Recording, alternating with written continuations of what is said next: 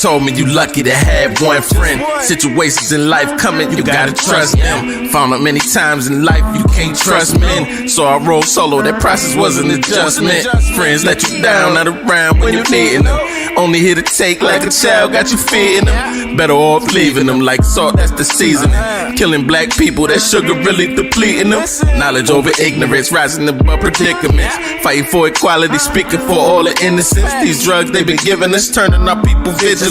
Innocent dissidents, violence is coming imminent. Gotta fall a couple times to learn the lessons faster. Thinking will it matter if I skip a couple chapters? This life that I'm after got me climbing up the ladder. Won't be another rapper, bankrupt with the chapter. On another mission to get rich, it's big chips. And past the crown on solid ground, the kid spits. On another level, these devils can't block the business. The kid get psycho with a rifle, get your wig split. Change the game passively in the back, so happily. Jersey and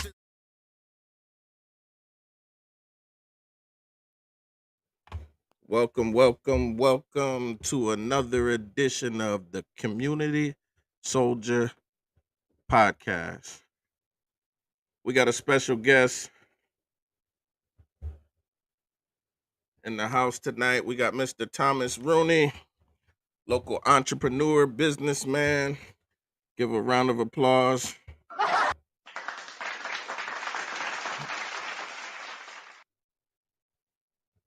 Hello, sir. Welcome to the Community Soldier Podcast. Looks like we got a little technical difficulties. Bear with them, guys. Bear with them. Whew, it's been a long day. It's been a long day today, man. I'm telling you. A lot of homeless people popping up. So it's been a busy Monday for me. But we ready to talk, man. It's the Community Soldier Podcast. We got a special guest in the house tonight. Here we go. Can you hear us? I can hear you. Hey, good evening. Good evening. How you doing, Mr. Thomas? Doing good. Doing well. Good to have you on. Introduce yourself to the people, for those that don't know you. All right. I'm Tom Rooney, born on Avondale, raised on the South Side. Raised as a kid of entrepreneurship. My father and mother both business owners. Jackson High 06. Grew up doing flowers parties with my mom. Sewers, handyman work with my dad. Took over business when I was 20. Worked my whole life doing sewers and handyman work throughout Jackson, and then took my experience with food and parties and bought the brass rail in 2017. Mhm. Just recently sold that after 7 years of doing that. And now I'm back to doing renovations. Wow, congratulations. Now, you mentioned you have parents that were business owners as well. How Yeah. was it like growing up with parents that were entrepreneurs? What kind of values and life lessons did they impart on you, like growing up? Well, it started out, you woke up every day on time. Because they both were business owners, you didn't miss school. I had perfect attendance kindergarten through my junior year in high school. I only missed one day because of my grandfather's funeral. Wow. Parents taught us there was no sitting at home because they couldn't sit at home. They had to work every day. If we were going to eat, there was no, paid time off. There was no, hey, I can't get this done. We had to go to school. That was our job. So I guess that's kind of what it was like. You learn to just get up and go to work, go to school. And that's Yeah. how I've done it my whole life. I don't take a day off unless I go on a little weekend vacation, but it's just, and then you worked with your parents. Every day I got off the school bus on Avondale. My dad was waiting in the sewer van. 3:30, you jump in, you go work until 7, 8 o'clock at night. You go home, do your homework, and go to bed. This is how it was. And then on weekends, my mom did weddings, so I spent my whole weekends from age 6 to 18 cooking food, Mhm. decorating, helping out the parents. Whatever you had to do. Nice. So they definitely taught you the value of hard work and man don't work, a man don't eat. Was there ever a push uh for you like to go to college? Uh, I do have a bachelor's in business. My my dad would not accept anything less than a B, so he Mm-hmm. never really pushed college. Neither one of my parents had any college background, but um, you show up, you do your work, you do your homework, you pass your tests, you better get A's and B's. Mm-hmm. Uh, I mean, really, public schools are pretty simple. If you show up and just do what you're supposed to and pay attention, do your homework, you're pretty much going to get a B minus. Mm-hmm. You know, even kids that don't do tests very well, you can still pass. So as long as you do your work, you're going to do well. So I mean, I guess they didn't push college, but it was something I did. Yeah. I just wonder about the mindset for parents that had basically worked for themselves versus parents that work for other people. I grew up in a I, household with parents that worked in other industries, so there was always a push, constant push for higher education. my dad probably, I mean, he graduated Parkside 77. His education level was fine, but he was never the book smart. But he always pushed street smarts on us kids: how to read a Hmm. man, how to shake a hand, how to know if somebody's a liar. Yeah, Street yeah, smarts. People consider street smarts different ways. I consider it reading people. It's not necessarily, what some people consider it, but I think it's just oh yeah, being able to work in a multicultural background. yeah, yeah. Being able to communicate with everybody, definitely important skills. Um, so with all your experience as a business owner, I don't really like to say small business owner. No business is small in my opinion. But as a business owner, what kind of advice can you give to someone who is just starting out and wants to start a business, um, and they just don't know what to do? Okay.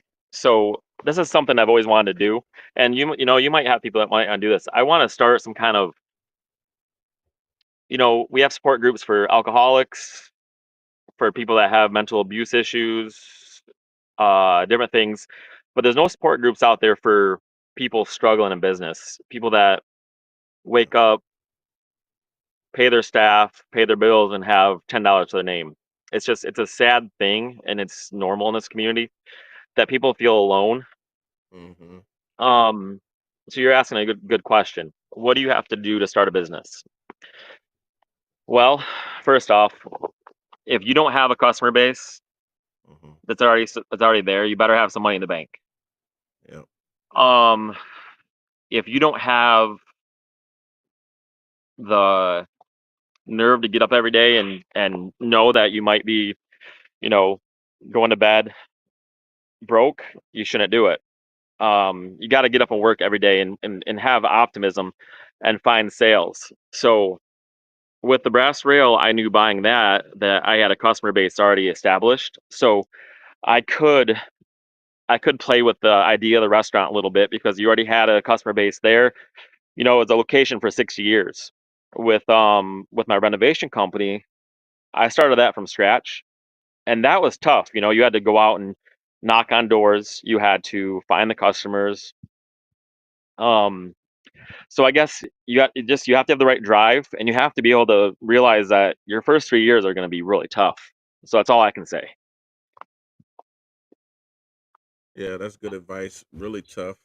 That's what I've found starting out. It's always the roughest when you first start out. I'm Now, gonna, I'm gonna, I'm gonna suggest that you buy an established business or try to take over a customer base. If you're mhm, starting out, that's really the best way to do it. You have to have people buying your product, or else you're not yes, gonna have any. So yeah, definitely. The money train has to be running in already, or you're gonna struggle with finding those sales or finding that customer. Um, are you a part of the the Jackson Business Chamber of Commerce? I am, yeah. Okay. Do they offer support groups or things like that for small business? No, not in the sense of what I'm saying, where Mm-hmm. because I don't, the chamber represents, hundreds of businesses, but a lot of them are large businesses like the hospital, consumers, the Mm-hmm. city, the racetrack. They support these businesses that have, tons of staff. So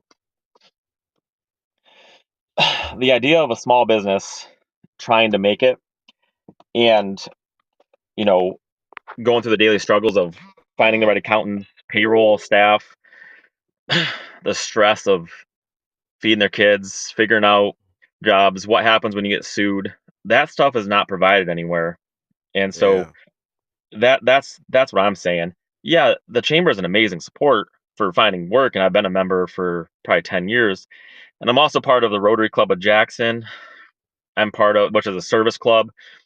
You've Mm-hmm. heard of, every park in Jackson has either it's Lions, Yep. Kiwanis, it's Yep. Rotary. Rotary. All right. Yep. So anything you see in a public park, anything in our neighborhoods, they were, besides maybe the Booze Center and the MLK, those are city parks.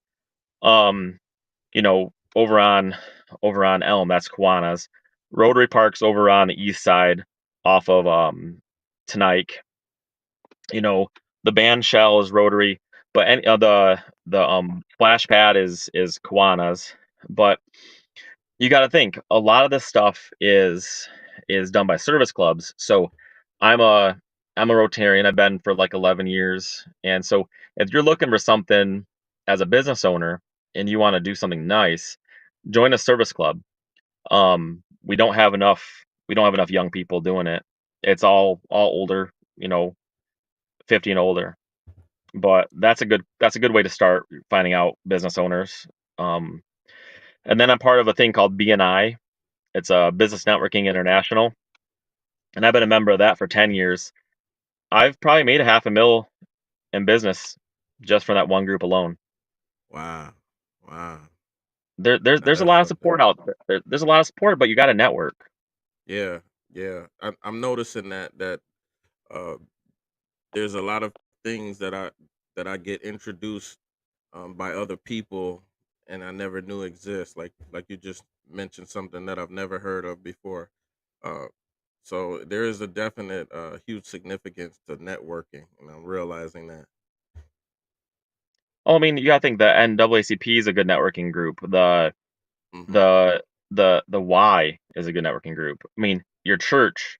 I mean, we all know that Yeah. if you don't take advantage of your churchgoers, and I don't mean take advantage of them, I mean learn who they are. If you go every Yep. Sunday and just sit there and worship, but you don't do business and you're a business owner, you're missing out. Yes. The church, Yes. the Huge church is probably the opportunity. biggest, the business networking thing you can find. Yeah. And they support most definitely. Most definitely. So you said you're on to renovations now? Yeah, I've been doing them. I've been doing them since I was so when I was 20, my father passed. He had a drinking issue, and he made it to my associate graduation at Jackson College, and then I took over this family sewer business when I was 20, and I soon realized when I was doing sewers, you have a backup in a house, you go snake it, you get the water out, you get the sewage out. Well, now they Hmm. got, now they got wrecked drywall, they got wet debris needs hauled away, and so you start doing those little things for people. And then while you're there, they go, "Hey, can you fix my garage door? Can you do my kitchen cabinet? Can you do this or that?" So then I start doing that stuff. So I had Rooney's handyman business and Rooney's sewer service running side by side until I sold them in 2019. And the only reason I sold really was the brass rail was a lot of work. I bought that thinking it was going to be a hobby. Hmm. That's a lot of work. Restaurant business, I don't recommend it to anybody. I'm going to be honest. Um, Full time I- I- job. if you have a little dream out there of cooking, get a food truck. Don't don't don't start out with a physical location. You got consumers, you got your roof leaking, you got, you know, parking lots, you have insurance, you have liability. If you have a passion for cooking, my idea is get a food truck. If you can make it for 3 years and make a profit, then get a physical location, kind of like Baby Bear did. But don't Yeah. do don't buy a restaurant unless you have an established customer base like I did. But so I sold my businesses because the brass rail was just really a full-time job. And then when I sold it, I started my renovation company back up. So that's what I'm doing full time now. So yeah, we do small to medium sized repairs. Um, our business ranges from Lansing to Adrian and Jackson. So Nice. I grew a very good group of contacts in Lansing, and I actually love Lansing. Yeah, Um, me too. but if you haven't noticed, the most real of real people are the 127ers. That's what I call them. We got Lansing, we got Jackson, we got Adrian. We Hmm. are a mixed group of people. Um, business people get along pretty well. Doesn't matter what race you are, and Yep. we all kind of do our own thing. If you go to Battle Creek, nope. If you go to Adrian or sorry Ann Arbor, nope. It's they don't want you. BC people will not hire you if you're from Jackson. Wow. It's Wow. something I've realized. But Lansing people love Jackson people. Oh yeah, I get a lot of work in Lansing. I mean, they pay me all the time to come up there for Yep, various different things. I mean, I love Lansing. and we're Very all related progressive. too. We're all related too. Yeah, yeah. That's the truth. That's the truth. So, what do you think about what do you think about the city and what they're doing in investing in the businesses on the south side? Well, I'll be honest. I've by the same thing. You can throw money at all you want, but there's no real estate. So Mhm. so it's wonderful they gave money to, you got, the few on Prospect and the few on Francis that are getting done that or sorry, MLK. It'll always be Francis in my mind, but Yep. MLK, I mean, the barber is doing well. You got 3 or 4 opening there. I know the old funeral home got redone. Um, Prospect, you had, I think, 3, 1 on Woodbridge. Mhm. It's a good thing, but there's no real estate. So now Yeah. you've given the money to anybody that owned anything, including those little 3 buildings across from the barber shop, across from the gas station there on MLK. But Mhm. but now what do you have left? It's a great idea, but there's no more real estate. And so until some real estate goes in there, what are you gonna do? You can only hand out so much funds to people, you know? Yeah. So, Yeah.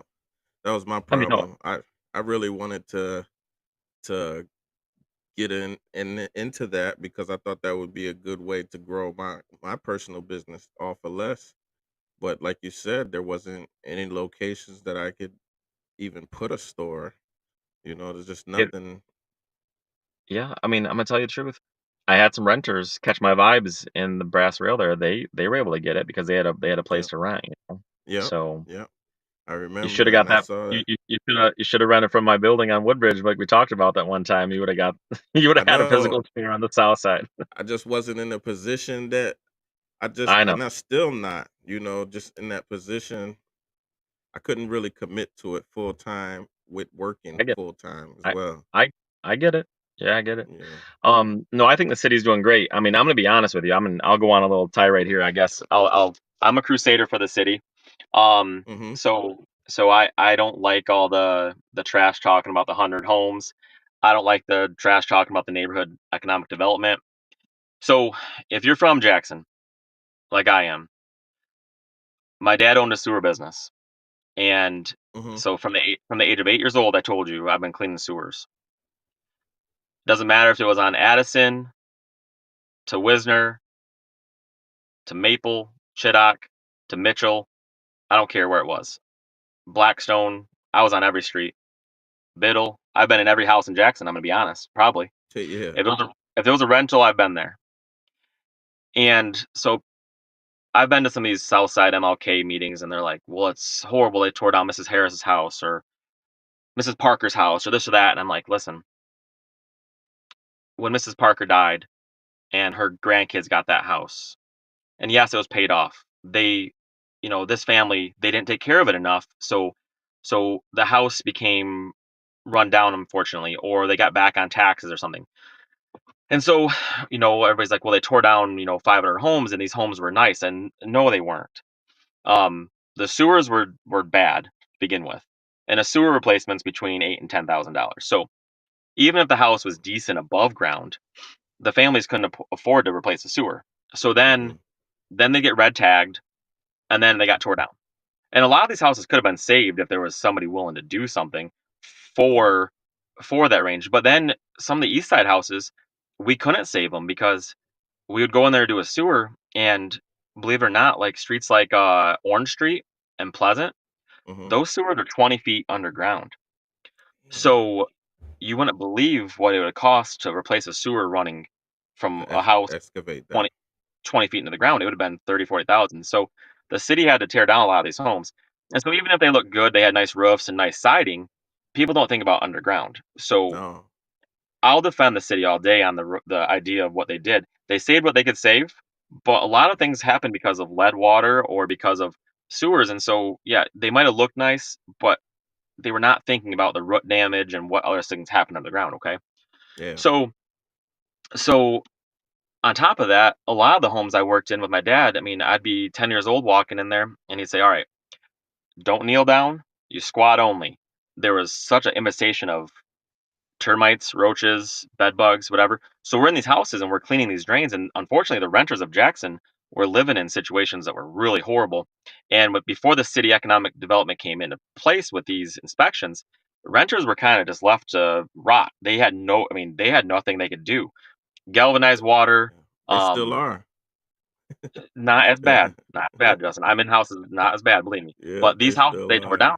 and some of these landlords they barely had enough money to keep their properties afloat, Mm-hmm. so they couldn't fix anything. So a lot of the houses that got tore down, probably a good 15% of them were like three dudes. When they lost all their houses, they couldn't afford them. Mm-hmm. The city just tore them all down. So now with this new policy of building these houses, they're going on the old properties. And I mean, I know personally 30 people that have already been approved to buy these. Mm-hmm. And if you want to know the background of these people are, is they're working class Jackson people with a 650 or better credit score with a Yeah. little bit of money down, okay? Yeah. And Yeah. You have to they're have a little bit of money to afford those houses. listen, they're our friends and they're our families and they're people that are working in TAC or downtown at different buildings. Like they're not people from out of town. They're locals that finally have a chance to buy a home that's Mm-hmm. decent. And yeah, the payments are 1,400 a month, but listen, I'm paying 1,300 a month for rent just myself right now for a two Yeah. bedroom home. So I mean, what's the difference? You're either paying a rent or buying a house. Yeah. But That's true. but That's I'm a true. crusader for the city. I think they're doing great. I love Shane. Brian's a good guy. I've worked in a lot of cities, and we're lucky to have what we have here. That's all I'm gonna say. Yeah. I I go back and forth with them, on a lot of issues, and only because like I'm so close to the streets. I'm right in the middle of where all of the people that are affected are. I deal with the homeless. I deal with veteran homeless. Hmm. Number one. So, and I come from a big city. I come from New Jersey, and I witnessed what gentrification looks like. Right. Matter of fact, so in the city that I was born in, Newark, New Jersey, one of the worst high schools in the city, they tore it down, and that's where Red Wing Stadium is now. It Okay, used to be like one of the worst areas in the neighborhood, and now it's one of the most safest. It's beautiful when you go there. So I saw how they did that transition, and when I came to Jackson, um, I watched what happened after they started tearing down those houses, and yeah, I agree with you. There were some bad houses.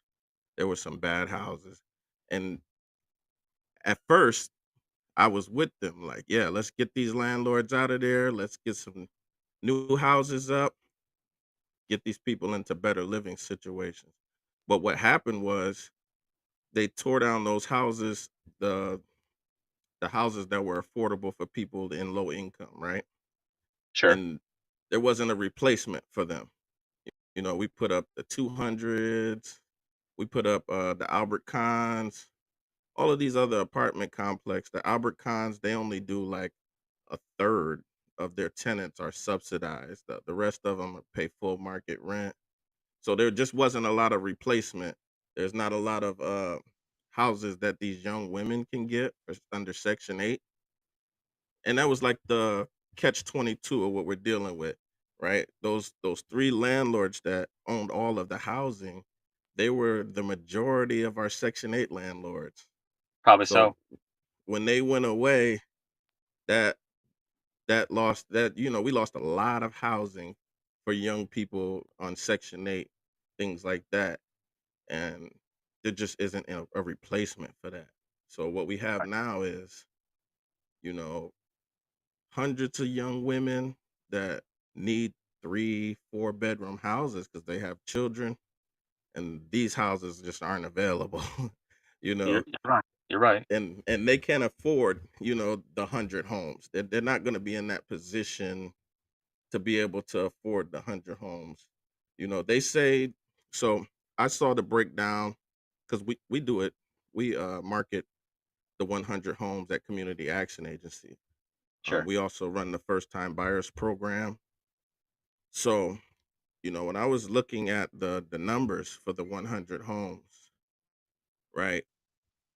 You're buying a house at 190,000, but it's a 30-year fixed mortgage. Like, people not talking about that 30-year fixed mortgage at 1,400 a month. Right. When you look at those numbers, you might say, "Wow, But I that might that be includes better off that that renting." that includes their escrow and their Yeah, insurance and they're building something. But I understand what you're saying, but those 3 and 4 bedroom houses were the old. I mean, because I grew up in that neighborhood on Francis Court and all the way up there, Chiddock Maple and all that. But listen, yeah, that was the home was built in the late that was 1800s and good. up to 1920s. But you got to think that was the Catholic neighborhoods. That was the Irish Catholic. Those were those big homes because I went to St. Mary's. So originally those were Hmm. all the Irish Catholic homes, but unfortunately a lot of that was lead paint. So Yeah, so the young kids on the south side that were living there were getting. I mean, I know one on Webb Street just got they got shut down by the state. They had to kick the people out, and the state came in there and then did a big cleanup. It just happened on Webb, right over there by Roxy's. I saw like last week. But yeah. I get what you're saying, but there was so much wrong with those homes, and I know it was affordable for young women with kids, but with lead water, with lead paint, with sewer issues, galvanized pipes dripping on them, no It's not worth insulation, so it. their consumers bill were $700 a month. I remember going on Chiddock. I'm gonna tell you right now, for one of these landlords, he had a furnace in there from the Mm, 1960s, a belt-driven furnace. Now, I was one of the guys fixing this stuff for them. Okay, so middle mm-hmm, winter, no heat, with 3 kids. This woman. mm, And we got to work, but only because I knew the right people to figure this thing out. This 80-year-old guy, but mm. you got to think these furnaces were belt driven, like you would like a I don't know how to just describe it. Um, I don't know. Like you had to replace a belt, and it would wind up and run. Yeah, But yeah, no. I mean, so I know what you're saying, but there's so many things that we could not save those homes. yeah. And when it comes down to it, just because they had space doesn't mean they're economically feasible for somebody to get 600 in the winter for for consumers. You know what I mean? Mm-hmm, And no, you're right. It is sad, and there's no replacement for them. But mm-hmm, those homes were built for families with 9, 10 kids back in the day. The old mm-hmm. Catholic families up and down there, because at one time Maple and Chiddock was the place to live in town. Oh yeah, And yeah. I know and a for real and for estate guy that's in his yeah, 80s, and he told me about the South Side and Chittock and those streets, how they used to be, wealthy families living in those big houses. it was the place to be, and you're on the hill. I mean, that's what it was, and. But I don't know. I know there's not a whole lot of solutions right now. East Side's kind of the safest place for big homes still, Mm-hmm. but Summit still has some, and that's kind of become the area. But I don't know. I mean, Yeah. It's like I said, it's a it's catch-22. Like, you know, I hate to say it, but it's like we needed those slumlords. I hate to say that like that, but I'm gonna tell you why. So right now, I deal with veteran homeless, right? sure. I have maybe 3 landlords that I can count on to house my clients. Okay. The majority of the private landlords here, the majority of the rental management companies, they won't take a homeless client off of the street, Right. veteran or not. They don't care, you know. So the only people that will are those the landlords that we know that we're going to have problems dealing with problems, like you said. The amount of houses right now that have bed bugs and all types of you know everything. There's still a lot of it going on, and the sad part is those are the only people that will take our homeless population and get them housed. So it really sucks, Yeah. like, because we we really do need some housing for more people. We definitely need safe housing for children and families, but we definitely need housing for the homeless. A lot of people don't think about that. Um, so a lot of those apartments on First, Second Street, yeah, they weren't desirable apartments for families, suitable for families, but a lot of our mentally challenged substance abuse community, they were able to count on those cheap apartments for $400 or $500 a month, and now they don't have anything, and we're seeing like way more people on the street now. Like, have you noticed that, like, the amount of people that's homeless walking around with carts and things like that in town compared to like the last 10 years? Well, I'll also tell you this though, Justin. The A city that is succeeding and growing will have more homeless. And Mm. yes, I have seen them, but those same ones that you're talking about are not from Jackson. Maybe some of them are, okay? Mhm. But but you said you're a transplant here. Mhm. Well, I'm gonna tell you, driving these streets, working, sewers handyman, and then having a bar on the south side. I'll tell you, I know most people that are from here, including the families. I'm a '06 Jackson High grad, and the same families I graduated with, their parents graduated with my dad from Parkside in '77, and then their grandparents graduated with my grandfather from back in the day too, and back in '45. So if you think about it, I don't know these homeless people, most of them, and Mhm. they're not from here, okay? But I agree with you. There are more, but the more a city succeeds and there's more money, more people, more help, they're gonna come there, okay? So it's what happens. So as Jackson grows, we're gonna have more people. There is not a solution, like you said, to figure out what to do with them just yet, to give them a safe place to live, but there are some. I mean, I know that the shelter does have, what, 16 homes between Mhm. Yeah. Wesley Wesley and Franklin and Blackstone, and then you got my place for young women, and that are They're aware. Yep. yeah. I mean, you have stuff, but no, but we both know this. Going downtown, there's 5 homeless people, all men right now. They do not want to go anywhere. They've been given shots. I Mhm. know people have approached them, and I know one of them walks up Brown Street every day and right downtown. And another gentleman walks from, I think it's over on Franklin every day with his shopping cart, and he goes Mhm. downtown. They don't want anywhere to live, or if they must have somewhere to live if they're coming from the same direction every day. But Well, but a lot of them are mentally ill. for A sure, lot of them. A lot for of them. sure. So there's Yep, there's there's uh there's a lady who walks around with her son. Both of them have been on the streets since the pandemic.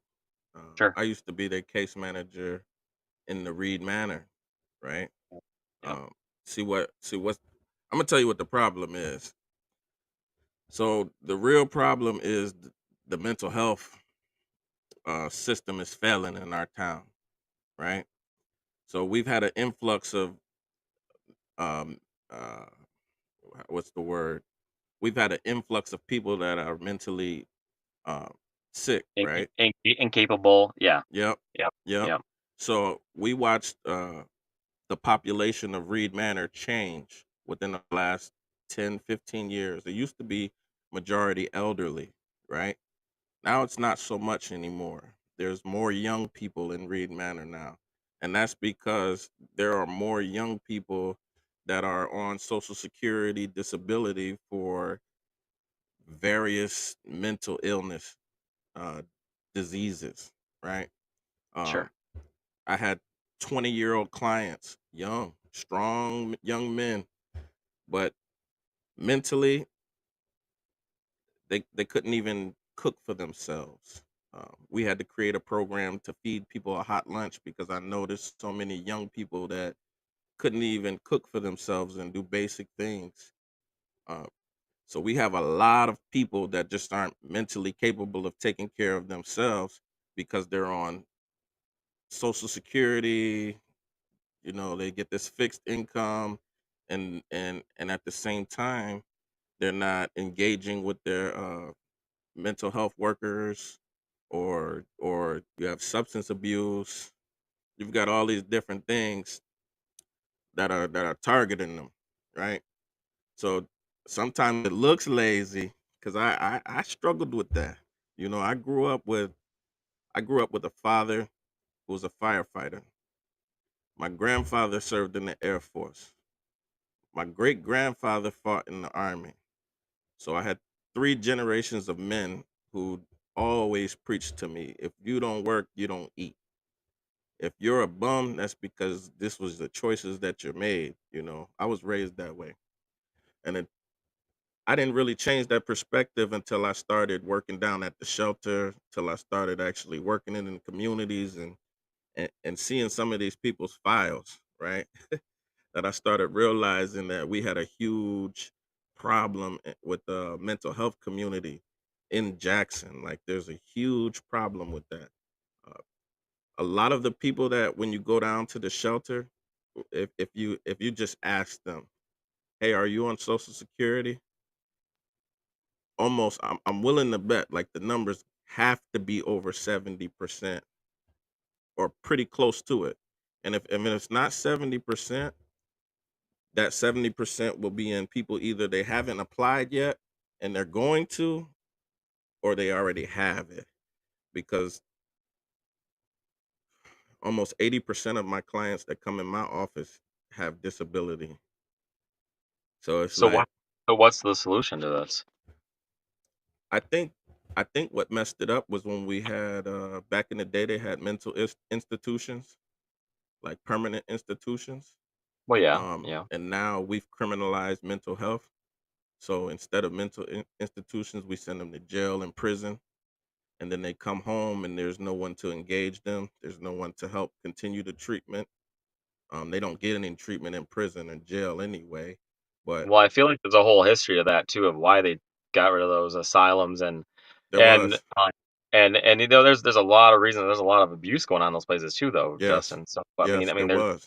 there's reasons why they did it, but I think also religion used to be a lot bigger, and so we had, with Mercy Hospital being gone and other things, we used to have larger Christian based, really Catholic based organizations throughout our country who would take in people Hmm. that needed help, Hmm. especially youth. But then again, that was abused too. So, Yeah. we've tried different solutions to this, and yeah, we can say, oh, we used to have that, but there was some abuse going on in those places. There's a reason why they're gone. Oh yeah, But definitely. but I'm gonna say we do have. I mean, I know I don't have your background, but I do know with Lifeways and with other things, there is there is still a lot of help, but I think Hmm. a lot of the problems we're coming across is this too. Um, Lack of discipline and parenting with a lot of these young men and women Oh, created 100% agree. created bigger problems because there are some mental issues. But listen, I I've seen kids with autism with the right disciplinary parents Hmm. basically it's non-existent anymore in their behavior. I've seen kids that they say were out of hand or ADD or ADHD or this or that. Pretty much with the right disciplinary or the right parenting, it goes away. Okay, so I think there's a I mean, it's our country. It's not just our country, but probably around the world, but our country especially. lack of parenting the last 30 years Hmm. has really caused a lot of trouble. Okay, and so Yeah. I don't know. I see this too. I had a very strict household, Hmm. so I and my son. I'm not as strict as my dad was, but I'm still very strict with my 6-year-old. But listen, I think there's a lot more than just lack of services. There's lack Oh, of definitely. There's parental definitely. responsibility, and I think we have some of the best public schools around. I will defend JPS to the death, Oh, I and agree. I agree. and and I'll tell you, the parents that come in there, they want an excuse for why their kids are bad instead of just being a parent. Instead of Hmm. so I don't know, but and then so yeah, you're right. It sucks that we're seeing 20-year-old men not know how to cook or take care of themselves, but that comes from the home, a lot of it. But there is some mental incapabilities that need to be addressed too. You're definitely right. But I don't Hmm. know. It's a long. I mean, I don't know what we can do about it. I mean, I really Yeah. don't.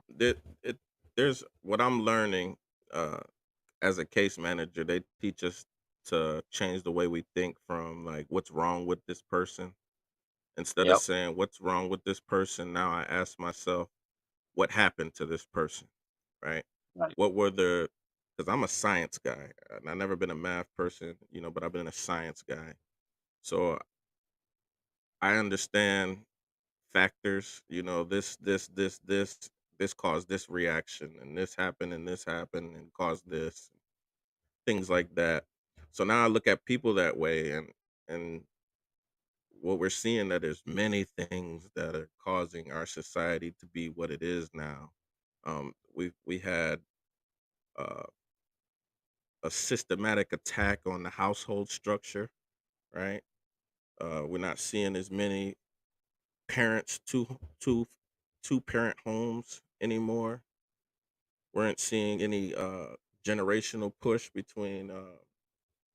We're seeing the gap in poverty increase because there's no generational wealth being passed down in our community specifically. Um, we're seeing that lack of investment into our communities. There's just so many things, so many factors, and like you said, the personal accountability is lacking these days. But Well, when you you just look, said one. You just said one thing that I find to be not talked about enough. Generational wealth not being passed down. Well, mhm, our grandparents, doesn't matter what color, usually pass something down to our parents, those Gen Xers. Guess what? Our Gen Xers did not do what our grandparents did, which was save and live simple, okay? So mhm, so I know my grandparents passed quite a bit down to my dad. Well, guess what? My dad didn't have that. He mhm, he spent his money. yeah, Um and I know many people my age, I'm 36, I'm millennial, who we saw the same thing happen, okay? mhm, Um so I love this conversation when people go, what happened to Gen Zs and or was yeah, that the yeah, millennials? Guess what? Guess what? Gen Xers happened. Okay, yeah, our families they got spoiled, and well, every kid gets a ribbon. Guess who gave those ribbons out?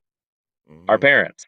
yeah, And then you wonder why these kids struggle. But no, there was generational wealth. Okay, but lack of responsibility, credit cards, and overspending by our parents who were born from 1950 to the 70s. mhm, Okay. And I'm sure I'm going to make some people irritated by saying that, but it's a truth. Okay.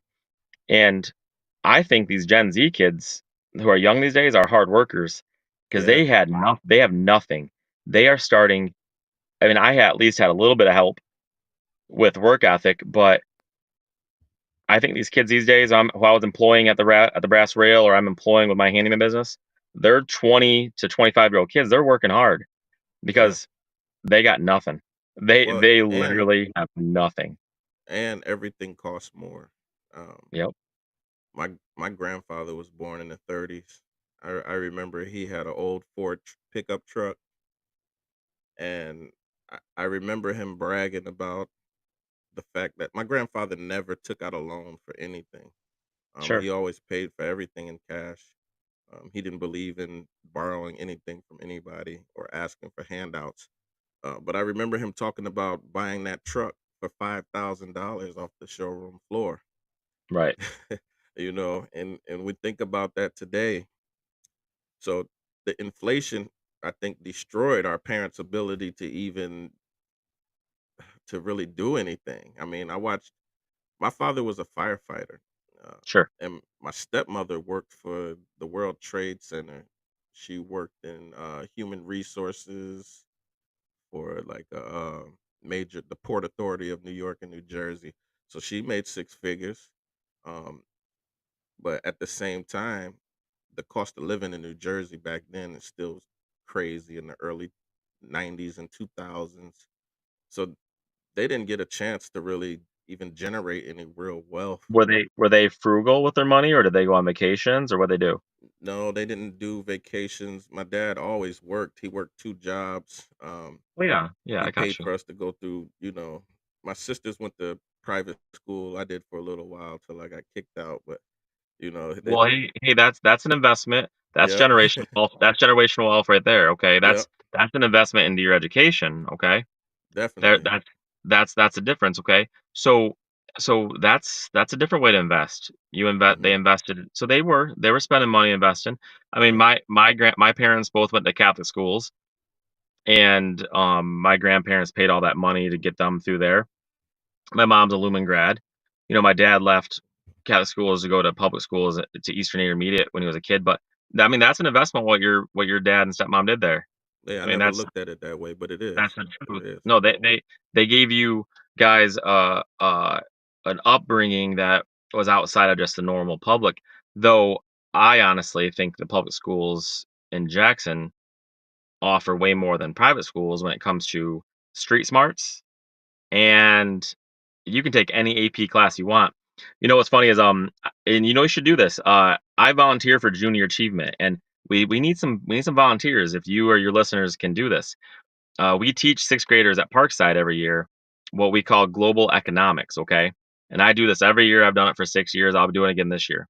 We don't ever have enough volunteers, and so this is through Rotary. And so we go into Parkside and we teach sixth graders every week global economics. We are local business owners or business Wow. community leaders, and we go teach the kids. What's funny is last year I went into Parkside my very first day, and I didn't have a helper this year. I had to do it by myself because we didn't have enough people. And I'm walking through there at Hollywood and Vine, and a fight breaks out. And it doesn't bug me. I went to Parkside. It's normal. And that's Yeah, street smart 101. These kids are learning, and it sucks because people are like, "Oh my god, fights in middle school." Well, hey, you know what? It is what it is.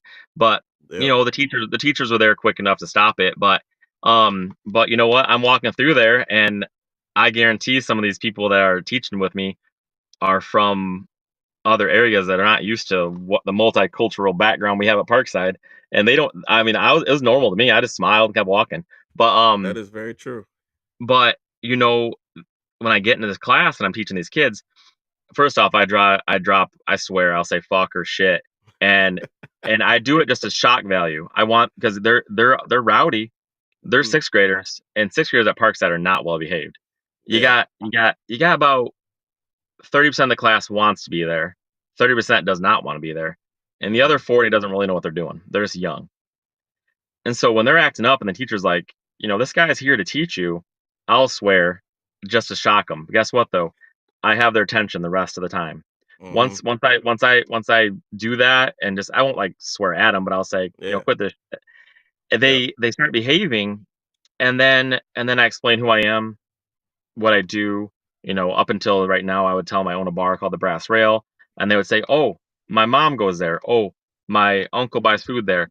And it's Yeah. funny is I taught this class this last year, and there was a baby shower there, and one of the sixth graders was there helping her mom set up, and she goes, "Hey, you taught me in this class." So they recognize you from the community. So if Wow. anybody's willing to help, we need people to help. That's And amazing. so these are little things that you can do. Okay, so you asked earlier, what do you do as a business owner? Well, do more. Yeah. And guess Yep. what? These kids go home and tell their parents, Tom Rooney is from the brass really teaching me. You don't think some of those people came and ate at my restaurant because I was there teaching their kids? Definitely, You definitely. better believe it. So it's you're giving back, but you're also gaining. Yeah, So I don't yeah. know. So I mean, if you I want to get check it that. out, I'll tell you about it. I know you work full time, but it's it's 1 day a week for about 10 Hmm. weeks, and you just kind of benefit.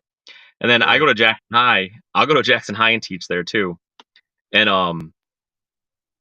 I'll be the only white guy in the class. I'll walk in there. It's all young black kids, and they're in there because they do not want to do the normal classes. Hmm. Uh, and so it's like a entrepreneur class. So I'll go teach them, Yeah. and it's funny because they're like, well, what's this guy got to say? And I'll say, who here woke up today on their own without their parents? 2 kids raise their hand. I'll say, who here has made it to school every day this week? Half the class will raise their hand. Um, you know, right there, I said, who makes their bed every day? Maybe 3 or 4. And I said, right there, only those kids can be a business owner. And they go, what? And I go, you need to wake up on your own. You need to start your day making your bed. That's the first accomplished thing you need to do. Hmm. You put your room straight. You brush your teeth, you wash your ass. You get to Yep. work and you come to school. If you can't get up on your own, you cannot be a business owner. If your mom's still waking you up at age 18 or 17, you cannot do it. Yep. And it's just the simple things I tell them, and they're shocked. And then we'll talk about, all right, what kind of business do you want? Usually it's always glamorous stuff. I want to own a car dealership. I want Mm. to do this, or this. And I'm like, okay, first off, a car dealership, your cost up front is like 1 million. They're like, what? Well, you have to buy those cars on a bond from a company, Yep. then sell those cars to then give that money back to those people you bought it from. You're on the line for a lot of money until you sell them. And then, well, I want to do this. I'm like, well, how about this? Why don't you pick up 5 lawns in your neighborhood? You're 17. If you can maintain those 5 lawns for a full season, you can do it. If you can't make it and save your money to buy gas or fix your mower, you can't make it. And Hmm. so it's just little stuff that they want to know. So I guess you're asking about entrepreneurship earlier. Yeah, there's a lot of little things we need to teach. But the biggest thing I think we're lacking is street smart education on entrepreneurship. And if we could get a group together to do that, or even a support group, like I said, for those people that are think they're failing, but they're not. They're not Yep. alone. They're not alone. When I sold the bar, I got a tax bill for $39,000. What? And well, yeah, you got to pay your dues on Yeah. your sale, Yeah. okay? And the IRS goes, well, you made this much. I said, well, I got a deposit, but I sold it on a land contract for 5 years. So I said, out of my initial payment, I paid this, this, and this out of it, including 21 to you. Hmm.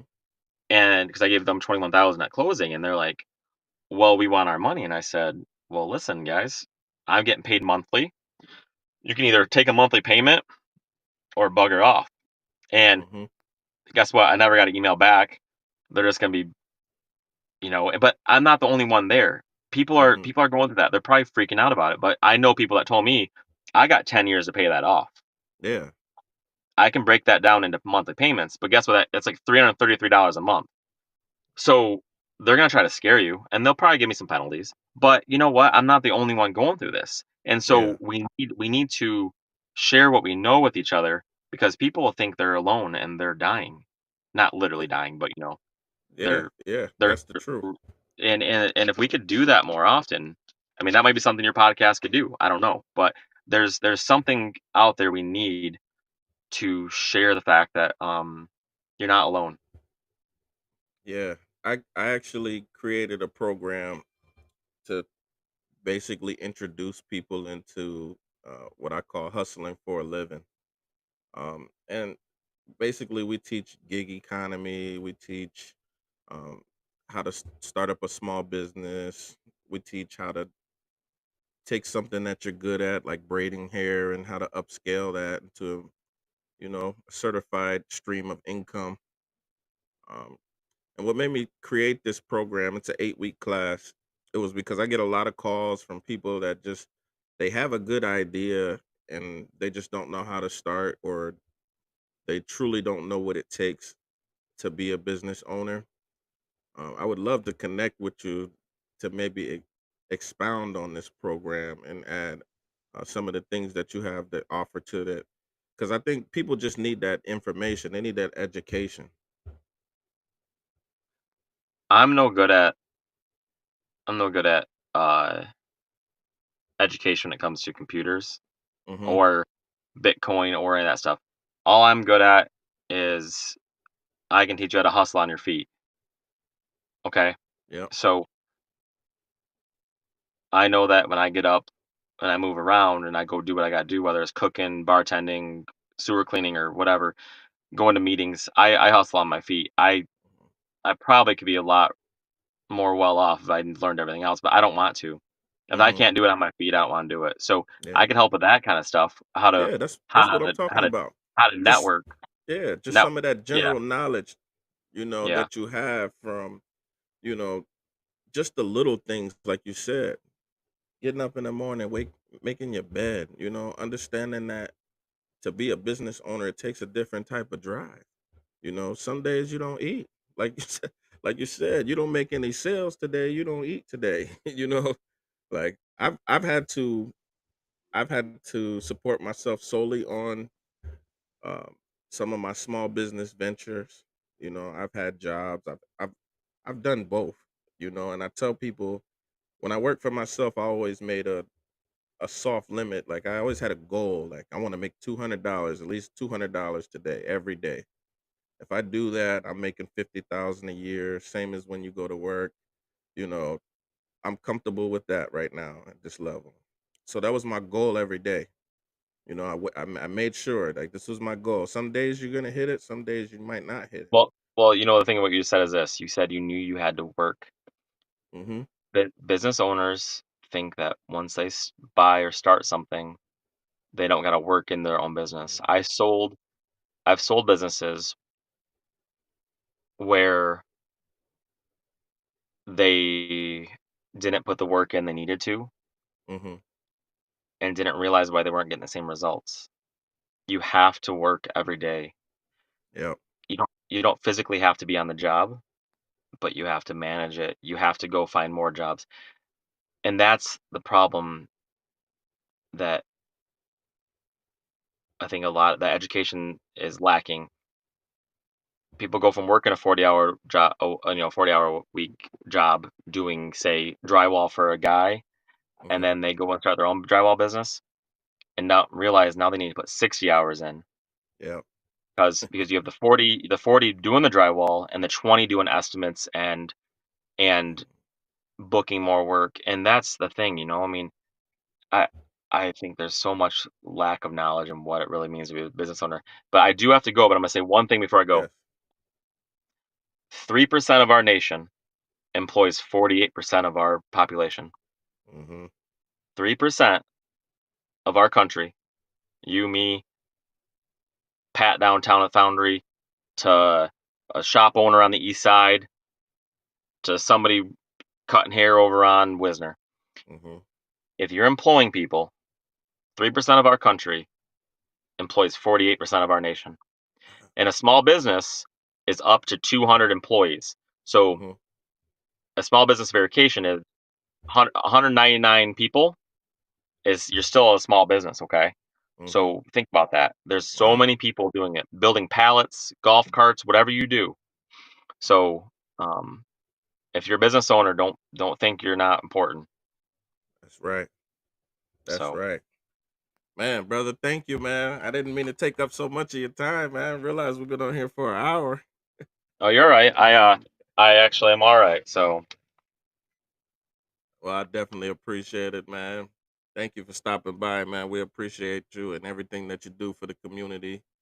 We just want to definitely give you your flowers and let you know that we see you for the hard work that you've been out here doing, brother. I got as many haters as I have people that like me. And you know I'm what? sure. If you hate me, I don't like you either. Yeah, So that's what all I right, say. If you ain't got no right? haters, you ain't popping. Well, no, no. If they hate me, they just don't like me. I don't really care. That's I a don't like them fact. either. So So that'd be really bad today. All right, brother. You have a good night, man. I'll holler at you later. sounds good.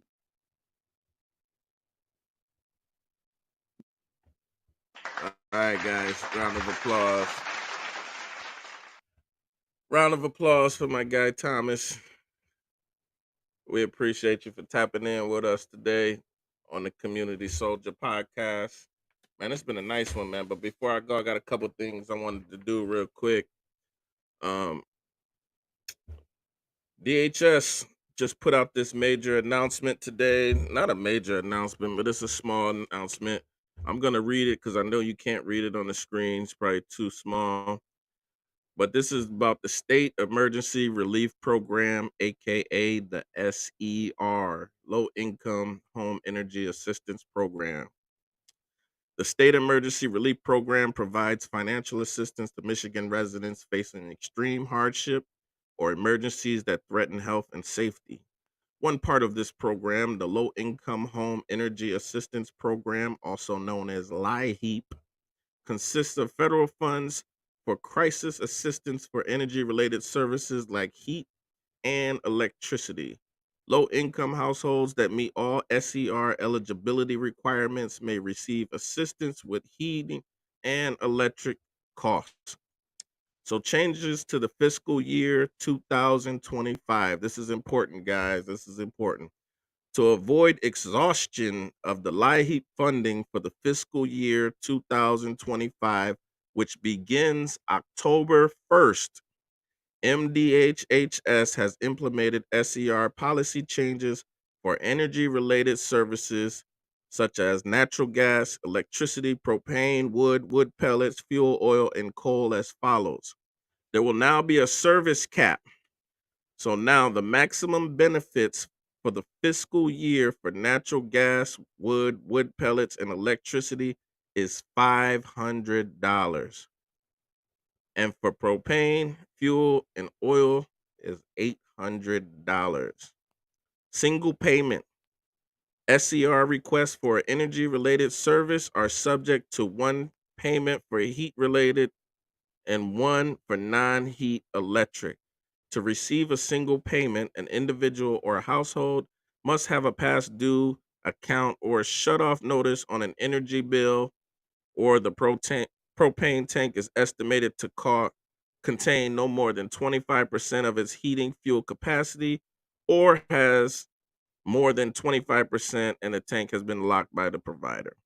All other SCR eligibility requirements must be met.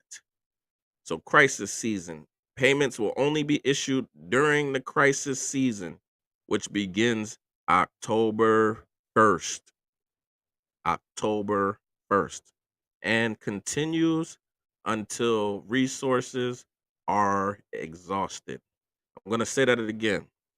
Payments will only be issued during the crisis season, which means October 1st until the funding runs out.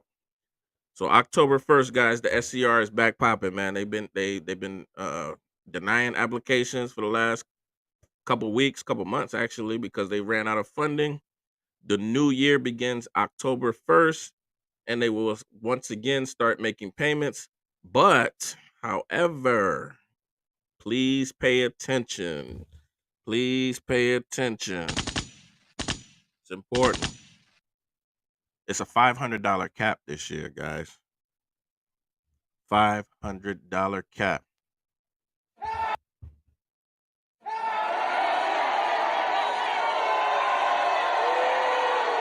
Trash. Ow! Trash. Ow! Slap them again. Ow! Man, $500 cap, guys. So if your bill is more than $500, just know that they're only going to pay up to $500 once per fiscal year. So if you done ran up the gas bill to 2,000 and think that the SCR going to pay the whole balance like they used to in the past, that's not happening anymore. So I want people to be prepared. Stay on top of your consumers' bills. Don't let it get too far behind, because they are capping you at $500 for the SCR. $500 for the SCR.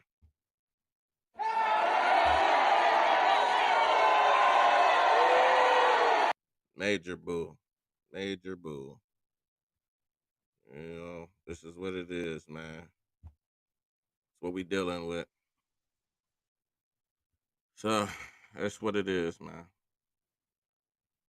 There's something else I wanted to show y'all before we get up out of here. Oh yeah. Let me show y'all this real quick. Shout out to we wanted to give the Good I See You award. Shout out to Partial to Girls, Women Taking Action. They had their giveaway a couple days ago. Just want to make sure that you guys are up on this resource, ladies. For the ladies that have children, we know how expensive it is. We know how hard it is to get by. There's organizations out there that are willing to help. Partial to Girls is one of them. They have a unmet needs closet where they have a lot of resources for you: clothing, food for the babies, diapers, wipes, all of those type of things. And they give them out, I believe, once a month. We are going to get down there one of these days during the giveaway, and we're going to be live down there. We're going to take some pictures and photos, and we'll bring it to the podcast, and hopefully get one of those ladies that run that organization on the show. So shout out to them. If you need any supplies, ladies, you have an emergency, look up Partial to Girls, Women Taking Action on Facebook and send them a message. And I believe that they'll be able to get some resources out there to you. So shout out to them.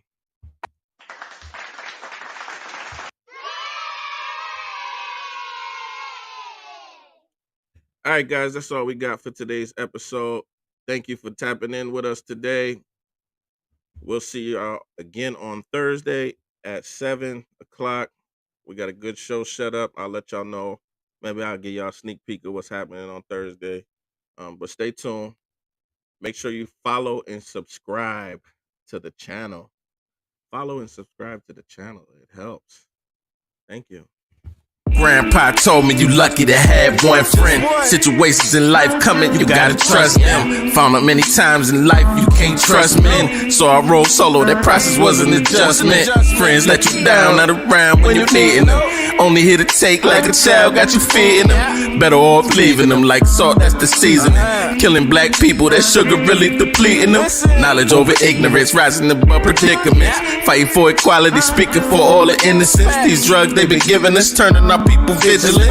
Innocent dissidents, violence is coming imminent. Gotta fall a couple times to learn the lessons faster. Thinking will it matter if I skip a couple chapters? This life that I'm after got me climbing up the ladder. Won't be another rapper, bankrupt with the chapter. On another mission to get rich, it's big chips. And past the crown on solid ground, the kid spits. On another level, these devils can't block the business. The kid get psycho with a rifle, get your wig split. Change the game passively in the back, so happily. Jersey. Grandpa told me you lucky to have one friend.